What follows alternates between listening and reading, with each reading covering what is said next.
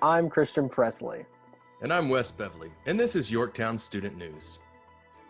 In our first story, in light of the recent SpaceX mission, NASA announced it will be sending a team of social isolation experts to spend 8 months locked in a lab to help collect data for future missions to the Moon and Mars. The team will also conduct scientific experiments similar to those of actual astronauts while on the Moon. The experiment will help NASA study the psychological and physiological effects of astronauts that they are likely to face as a result of isolation on long missions. All I have to say is, NASA, save your money. We have been conducting this test at home for the past 3 months, and we have decided to abort mission. That's right, we've determined one cannot survive off of frozen food, limited toilet paper, all while in close proximity to others. Thanks for the update, Wes. Make sure to tell Melissa and the kids hi for me. For our next story, everyone knows that snacking is an essential for traveling comfortably. Sunflower seeds, M&Ms, and chips are all fine, but nothing quite hits the spot like a slice of pizza. So what do you do when you're on an airplane and need to reheat your slice of Italian pie? One traveler has the answer. Use the overhead reading light. Upon this story going viral, outrage spread across the internet. Some people called him a mad lad. But why go to the trouble of reheating pizza when it's already better cold? That's right, Christian. There's nothing like a cold piece of pizza for breakfast. In other news, a minor league baseball team in Florida is putting its stadium to good use amid the delayed season by renting out the property on Airbnb. At a mere $1,500 per night, the stadium can accommodate up to 10 guests for the most intimate, behind-the-scenes ballpark experience in history. As far as the amenities, they include full access to the field, a full batting practice setup, and severely overpriced food and beverage. That sounds fun, Wes. Everyone enjoys a Coke and a hot dog for the cool price of $45. For our next story, we are exploring the alter ego of one of America's most mysterious persons. Just as Batman is a billionaire by day and a crime fighter by night, apparently, when Sasquatch is not mysteriously walking around the forest, he is a real estate agent. At least that's what Daniel Oster believes, as he wore a full Sasquatch costume while showcasing a home he placed on the market. Upon hearing the news, the Loch Ness Monster placed her Lakeview property on the market for a cool $2.7 million. The only problem with showcasing the property is no one's actually seen it yet. And that's it for news. Now we're going to throw it over to Benjamin Fall with sports. Ben, how's it going over there? Thanks, guys. So, with everyone being stuck at their house eating nothing but Pringles, we've all experienced a little bit of weight gain.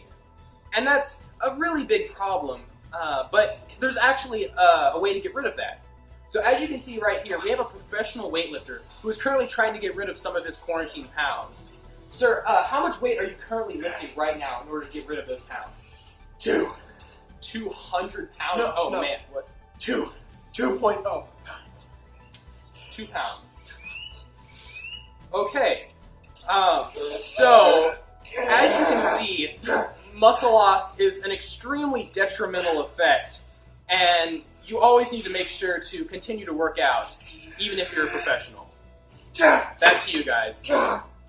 Ben, thanks for that update. Now let's send it over to our YSN correspondent, Davina.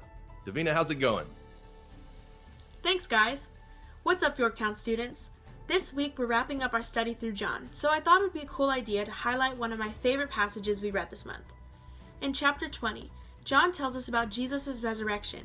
He details a few of the encounters the disciples had with Jesus after he rose back to life. And after he tells us about some of these events, he goes on in verse 31 to say that, "These are written so that you may believe that Jesus is the Christ, the Son of God, and that by believing you may have life in his name." Guys, this is such an encouraging idea. Just the idea that we don't have to be controlled by our sin. Instead, the resurrection gives us hope. This hope that we don't have to live our old lives anymore, and we can be made new with Christ. In Colossians 3:12, Paul says, to clothe yourselves with compassion, with kindness, humility, gentleness, and patience. Following Jesus means that we get to put away our old lives and begin living a new one. With this in mind, we chose our next study that we're going to be studying through the month of June called Counting the Cost. This study goes through what our new life with Jesus looks like. I mean, when Jesus calls us, right, he calls us to take off those old clothes, to start walking with him daily. But what does that really look like for us? This study is designed to help us understand ways that we can begin to put that into practice in our lives. At the end of each Devo, there are these things called action points that I really love, and I think we can use them to challenge ourselves to grow in Christ even more. So thank you guys for following along on our last study. I really can't wait for this next one. I think that God is going to continue to grow us so much, and I'm really excited to see what he does.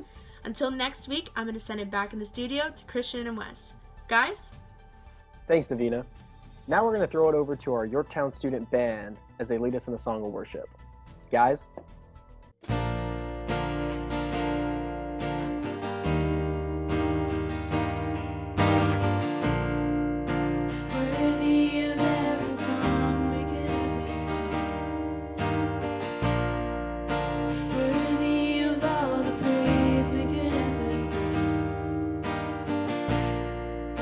Worthy of every breath we could ever breathe, we live for you.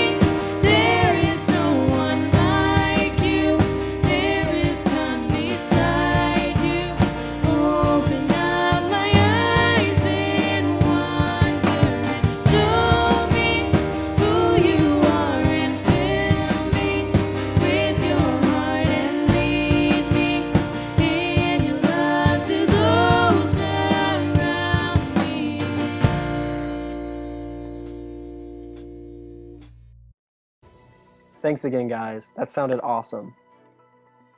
For our feel-good story of the week, we have to look no further than this Sunday.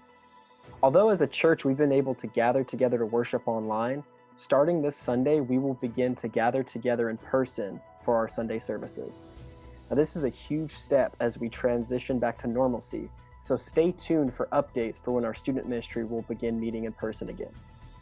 Until then, Wes and I will continue creating content to connect with you all online. We look forward to seeing you all soon. And that has been your YSN News Update. Until next time, I'm Wes Beverly.